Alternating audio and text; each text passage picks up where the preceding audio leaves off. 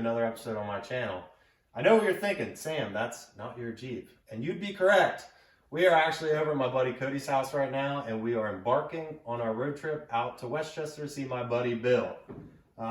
We just got to Cody's house and I wanted to stop inside to see his Jeep real quick. We're not going to do an actual walk around of his Jeep right now, but I just want you guys to check out the YJ that he is building on his YouTube channel right now. So here's his Jeep. It's a YJ, it's big, it's slick. We're gonna do an actual walk around in a couple weeks once he progresses and get his cage done a little bit further, but we're gearing up. We're heading to Westchester. It's gonna be a fun little trip. Me and him are just gonna bullshit the whole way. And we get to meet Bill today finally. So hang out guys, relax. It's gonna be a fun episode and we are getting on the road now.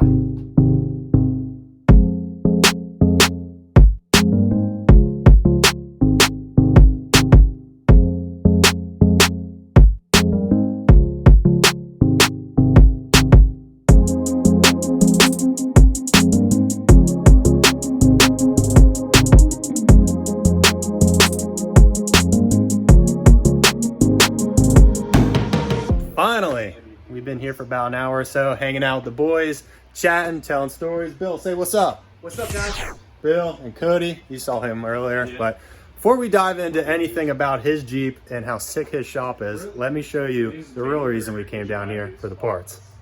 All right, so as you guys know, I'm putting a Turbo 400 behind my 4.8 LS, and Bill used to have a Turbo 400 back behind that LS, which he's swapping over to a manual transmission. So he's ditching all the auto stuff.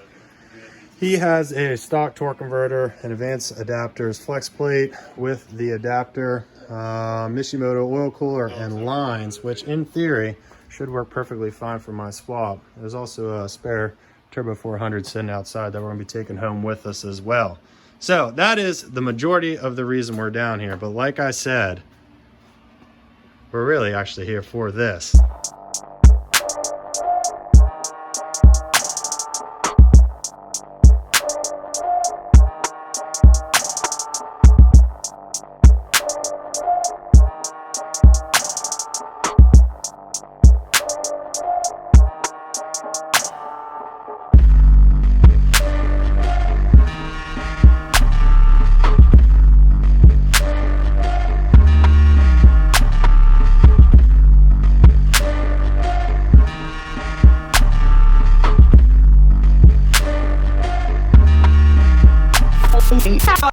All right, Bill, top to bottom, front to back, let's kind of go through this Jeep and go over, I don't know exactly what it is, what it's made up of, what its purpose is.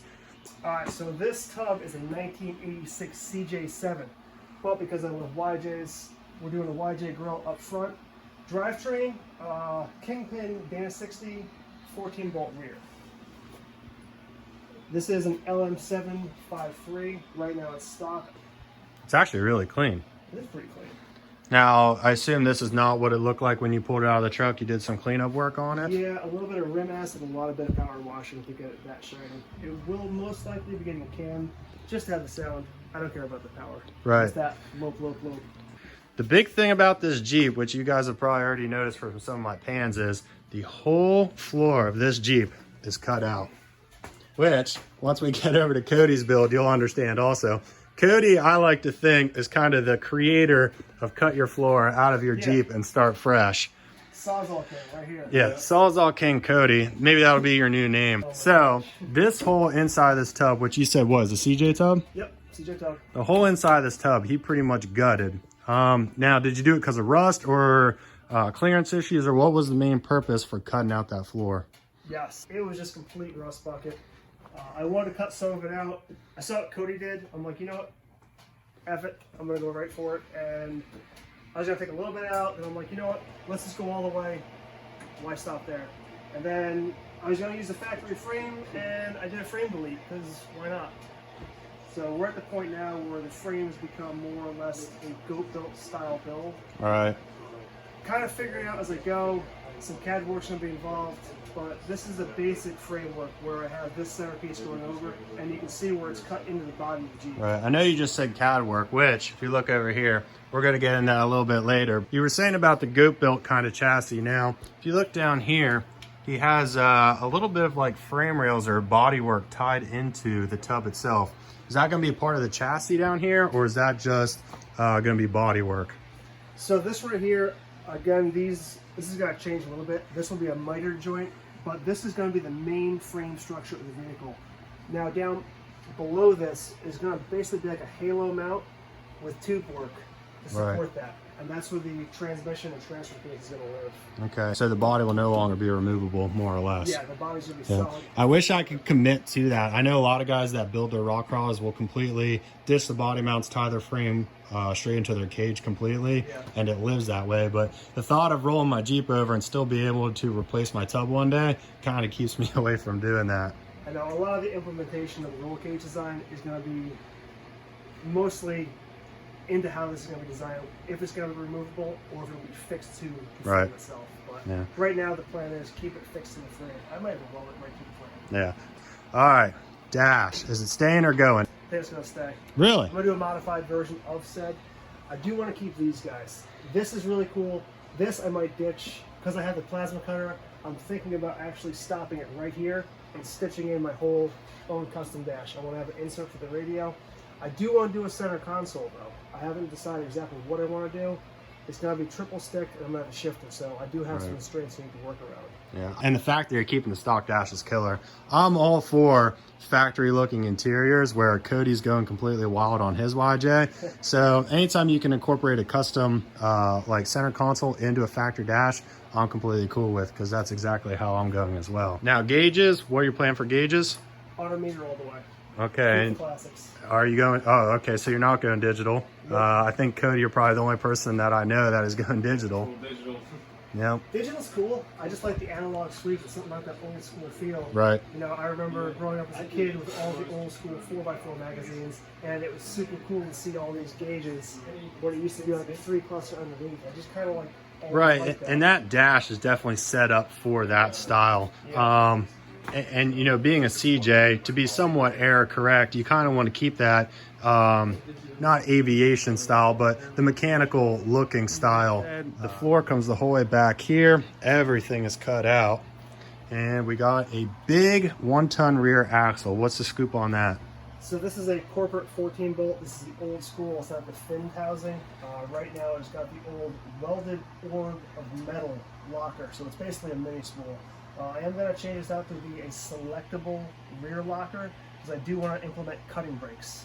I'm not going to go hardcore and do rear steer, but with cutting brakes, having a selectable rear and a ratcheting front, you can do a lot of party tricks you can't do. So that's kind of the plan there. This again is geared 5/38.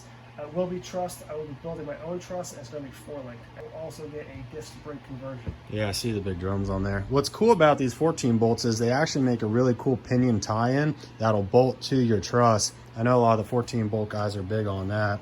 And whenever you run like a Sterling rear out of a Ford, you really don't have that option.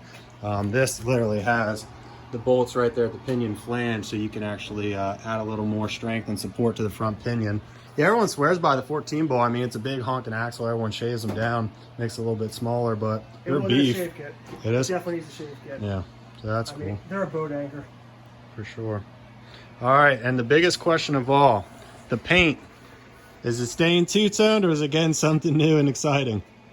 We are going to go super old school in the theme of all things that are 80s and lovely besides the K30 drivetrain. We're going to do the old school gold metal point, awful looking motorcycle helmets. Oh, really? That's going to be sick, dude. Yep. So one thing I noticed whenever I first met Bill, and like, fun fact, none of us have ever met besides me and Cody. So the beauty of the internet, YouTube, Instagram, everything kind of just brings this whole Jeep world together. But first thing I noticed when I saw this Jeep was how sick that old blue looked. And I was, don't let him hear this, but I was hoping this color was going to stay around because I am hooked on all things old school and patina looking. I think the light bar kind of is a nice complement of new versus old, and I'd keep it. I think that's sick. Yeah, I'm digging it, man. So future plans, future goals. When do you expect to have this done? realistically? If I'm being realistic and honest with myself, I'm going to say about a year and a half from this point. I am doing a full custom frame. I've never done anything of this level. Just the CAD design of it is going to take a lot of time, but this is also going to be a business card. This is past hobby. I want to do this more for people that I know and also grow this into something bigger. So I'm going to take my time to do it right. Right. Grow a business. I do want to make a lot of manufactured parts off this. So Which is kind of where this whole thing gets tied into. Yeah, so a year and a half, I can see this thing driving to a trailhead and actually crushing some stuff. Right. And as far as suspension, I know we didn't touch on that. What's the goal with that? Probably 4-link front, 4-link rear, or Yes, 3-4? Nope, 4-link front, 4-link rear. And just because it's kind of a budget build, as dumb as that might sound for the money I have in it. Everybody has a budget. I Right. do too. I'm a working man. I'm going to do air shocks. Yeah. Fox or Kings. Yep. Probably Kings, though. I like that. Yeah, which you guys know, I'm running King air shocks right now, 16s. Still on the fence if we're going to keep them or not. I'm running 16-inch travel. There's still the thought that I might switch over to ORIs, strictly based on I want to be able to drive mine on the street. Never driven a air shock buggy on the road. People say it's terrible, but I don't know yet. So the fact that you are also thinking air shock kind of gives me hope that I have someone else to talk to as far as tuning solutions and drivability of building a buggy with air shocks. Now, are you going to run bumps with it? Yes, I do plan on running bumps. Okay. It is getting a front suck down winch and a rear suck down winch. Right. Just because, again, I want to do all the party tricks like a buggy. Right. Basically, the goal of this thing is factory windshield, factory doors, factory tub line. Obviously, I cut a ton of this out, but I still want to be able to put a Jeep soft top on this. I got a nice new vest out. I want to keep that. I like creature comforts. I want to be warm. I'm getting old. Hey, I don't blame you. None of us are getting any younger. Yeah, so this is a pretty epic build. I mean, you're kind of incorporating a little bit of everything. We're doing almost like a Ultra 4 style chassis on the build, running a V8. We got big 1-ton axles, but we're going to be running more of a crawler style suspension. So it's a big hybrid, you know, not good at one thing, but good at everything style build, which is kind of the same idea as far as what we're doing with my Jeep. Now this one's going to be manual where mine's going to be automatic, but with the gearing in this thing, it should be able to creep and crawl and not necessarily have to worry about slipping that clutch all the time. If you guys want to follow along at this build, make sure to check out his Instagram. He also does have a YouTube that he doesn't post often to, but hopefully at the end of this video, we'll be able to convince him to start uploading a little more frequent. That way you guys, yeah, so you guys can kind of keep up with this build. I know I'm digging it. I know Cody's digging it. Today we were able to make some pretty sick new friends and local enough. I mean, we're all kind of about an hour away from Roush Creek or so. So hopefully we'll get some more videos of this Jeep in particular on the channel. Maybe as he gets a little bit farther along, we'll make another trip down here and get a better look at as far as how this chassis is coming along. But while we're talking about the Jeep and in the shop, look at this thing. So what is the dimensions of this shop? This is 21 by 19, so 390-ish square feet. All right, so while you guys are looking around, tell me one other person that can utilize space better than this garage. Initially, this shop had just a closed roof on it that probably ran right along these beams. Oh yeah, there you go. Still has some of the old shop left right there. So basically when it started, like you just said, the ceiling ran across. Is about a 7.5 to 8 foot ceiling. A buddy of mine is a contractor. We basically popped our heads up there and looked at the joists, and he's like, you know what, you got lucky. This is called a hip roof. So it's self-supporting. So I got super lucky. We basically put a bracing up in the center, and that was it. We just started cutting, dropped it down, and there's been no problems thus far. The fact that you can have this small of a shop be self-sufficient, I mean, we have a CNC over here, we have all the tooling, we have a plasma, we have welders, tools, big giant Snap-on toolbox. He used to be a tech, so that explains that. Yes. And we have a nice little breakdown bench that is steel. So the tooling's here, the space is here. He was able to adapt and overcome and really turn a small situation into something big. Before we shut this video down, do you want to explain a little bit about what's going on over here? All right, so plasma table. This is Langmuir Systems. It's an excellent table. I opted to get the Hypotherm cutter just because I know that eventually I will expand into the business side of this. It's going to start off small, like I said. With this build, there's going to be a lot of axle tabs. I'm going to do a front and rear truss for this, so what better place to start than right here? This is a 4 foot by 3 foot table. It's a decent size. It's not production level, but you know, look at the space of man. I can only do so much for what I have. The program's phenomenal. It uses a proprietary software that basically loads here. You design it in. What I'm going to use is Fusion 360. Basically export that as a file into another program. It's a lot of steps here. into another program, writes the G-code, which is what this machine utilizes for the CNC, where it actually highlights all the steps of the cutting process, all the geometry. So once that gets sent to there, you hit go, it cuts the parts, and there you go. But like I said, this will become a production level machine. That's wild. So now, as far as the business side, do you have any idea what you're going to call your business? You know, where do you see yourself evolving with this machine in particular, but as a company also? So basically, the company name is going to be Hardline Fab or Hardline Off-Road. Okay. Kind of like bouncing between both. I don't want to pigeonhole myself into the off-road business. Well, don't worry, we don't get a lot of views, so Yeah. you don't have to select a name yet today. Yeah. But as far as like the actual goal of the business, I'm going to start off small with like shop organizing stuff. Like I said, axle tabs, basically DIY builder parts. I'm not going to limit myself to anything. You know, signs are definitely an option. Whatever the market kind of dictates and where I go and what I build is going to kind of, you know, tell me where I go with this. Right. The tools are here. It's just up to me to get to the next step, and it's definitely going to go far, I think. Right. Well, and exactly like you just said, you know, the possibilities are completely limitless. He can do whatever he wants, and it just goes to show a tiny shop, if you have the right drive, the right dedication, you can literally turn something, you know, tiny into something big with enough willpower. You know, you set a goal, you gotta get it. You want to start a business, go start it. So this shop is definitely proof of that, and so is Bill. So Absolutely. I don't think we're going to wrap up this video just yet. I think we're going to hang out a little bit longer and bullshit, but I was glad you guys were finally able to come out and kind of get an idea of this Jeep. We were finally able to meet Bill and check out his shop. So keep an eye out for his business. Hopefully we start to see a little bit of that here soon. Hopefully we can get him to make us some parts to throw on my Jeep, and we'll be able to do a little teaming up. And Cody, his Jeep needs some cool parts also. So this has been a fun experience, guys. I hope you enjoyed this little walk around. Video's not over yet. We still got to go back to Cody's house. So we'll check in with you guys there.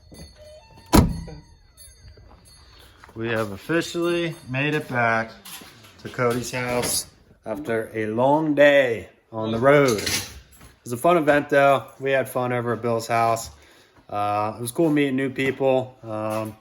Grabbed our parts, and we are back in Harrisburg. So I think I'm just gonna wrap the video up here. Like I said, awesome freaking day today out on the road, going over to meet Bill, grabbing all those parts.